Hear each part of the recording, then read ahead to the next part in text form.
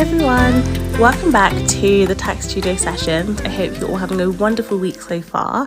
In today's episode, we're going to be tackling a topic that can feel really overwhelming, but is also very empowering once you get started: having a debt detox. Debt is something that many of us face, whether it's from credit cards, loans, or even borrowing from family and friends.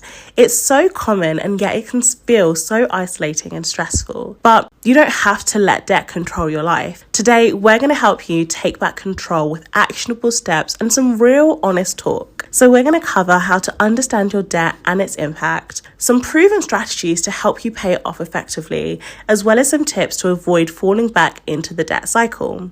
So whether you're just sipping your morning coffee, having a commute, or just having a bit of a chill time at home, make sure that you grab a notebook or just make a little note of this and see what resonates the most with you. So let's get into it. The first step in any detox, whether it's physical, mental, or financial, is understanding what you're dealing with. So what essentially is debt? What counts as being debt? Debt is any money that you owe, including any credit card balances, personal loans, payday loans, car loans, financing agreements, student loans, any overdue bills, or any buy now, pay later schemes. Even borrowing from family and friends can count as a debt.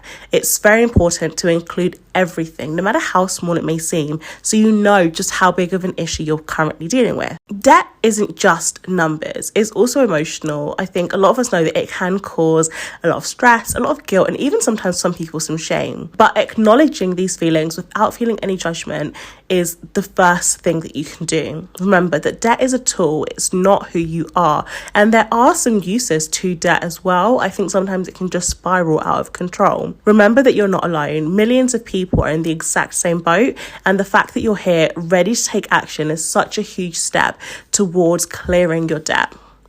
So, firstly, make a list of who you owe money to. Write down the creditor name, how much you owe them, what any interest rates or APR are, and what your monthly minimum payment needs to be. By seeing everything in one place, it can be so eye-opening, yes, a little bit overwhelming, but also very empowering, because at least you know where you're starting from. Now that you've mapped all of this out, you can then start to tackle it. The best method, and the one that I honestly use, which I really do think is just so useful and so great, is the snowball method. This is by starting with your smallest debt while paying the minimum on the others where you can. So once the smallest debt is paid off, then you roll that payment into the next smallest debt. This works because it allows you to get quick wins and to build momentum and motivation. We spoke about it in our last episode that especially as the year goes, our motivation can fall, and especially when you're having moments where you're looking at your finances and you're trying to figure out what your overall position is, it's so easy to feel overwhelmed. But by having a method like the snowball method, you feel those wins and you feel that sort of joyous moments and those wins that you've got because you're building up that momentum and because you're still maintaining that little bit of motivation. So say, for example, you've got 2 credit cards and you have a £500 balance on one with a £20 monthly repayment, and the second one is a £1,000 balance with a £40 repayment. The best thing you can do is to pay off the first card and then take that £20 to the second card in order to start to clear that one as well.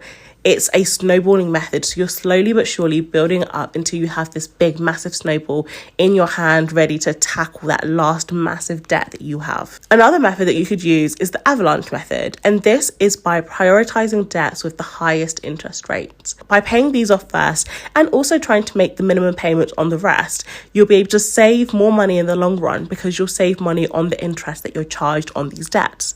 So if one credit card is 25% interest rate and another is maybe 8%, then you'll focus on the 25% interest rate card first in order to clear that and to make sure that the interest doesn't continue to rack up. Another thing that you could do, which I know quite a lot of people have considered, is a balance transfer. Consider transferring any high interest credit card debts that you have to a 0% interest balance transfer card.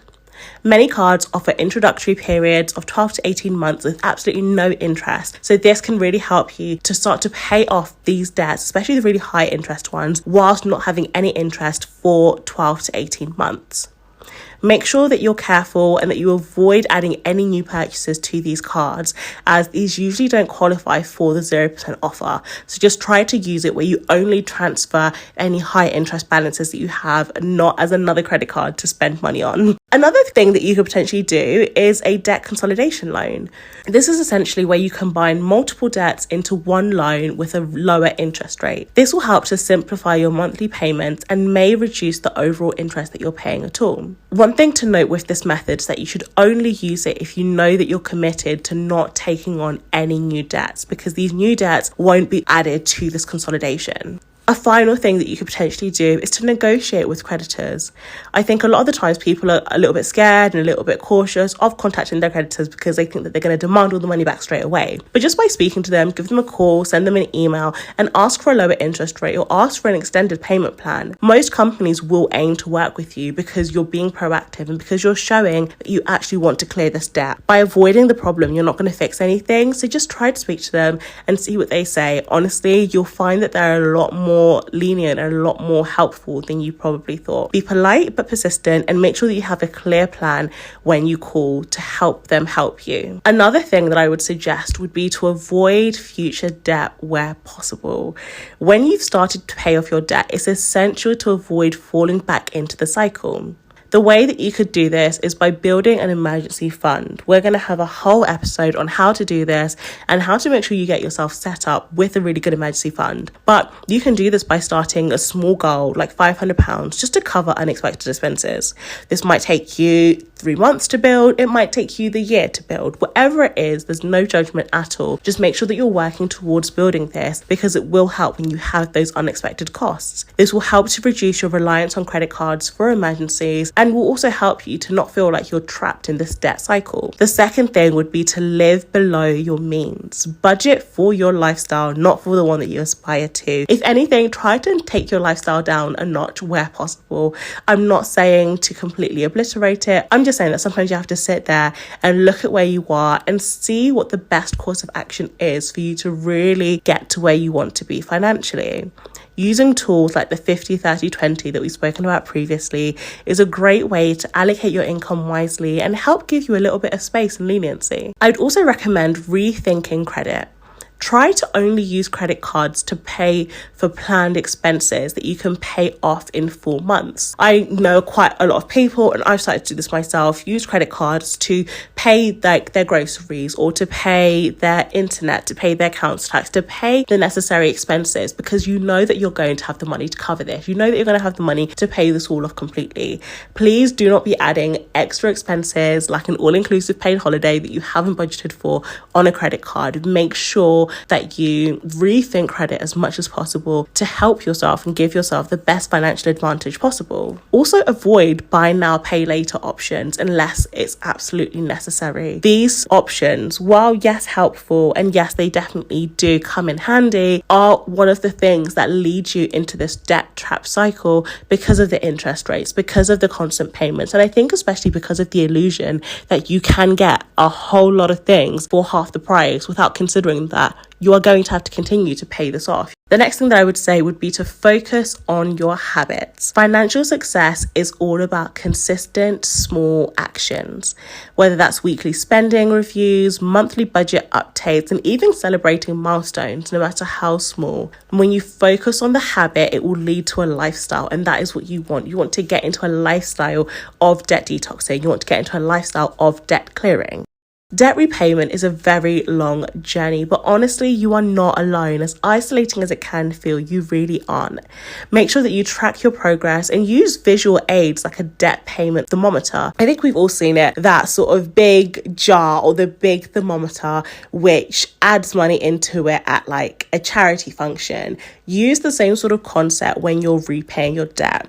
Have a £2,000 goal on there and work towards that. Fill it up and fill it up and fill it up. Using visual aids is such a great thing. I do it in just about every aspect of my life where possible, and I really think it's very beneficial to do this financially as well. Having yourselves a debt thermometer that you can probably stick in your kitchen or stick in your living room or even stick in your bedroom will give you something to visually look at to see just how well you're doing, and if you're not doing that well, then to see exactly where you could be saving money. By having that visual financial aid that will be the difference between you spending £30 on a takeaway and between you adding that £30 to your debt repayment bucket. Another thing that I would say is to find community.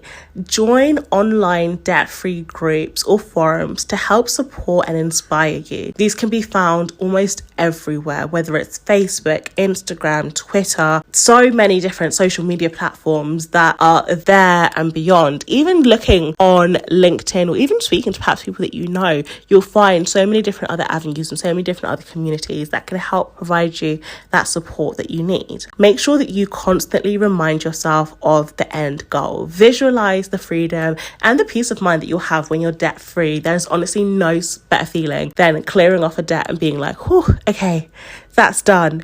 And imagine that feeling when it's all of them that are done, when it's all of them that are cleared, and when you truly feel free.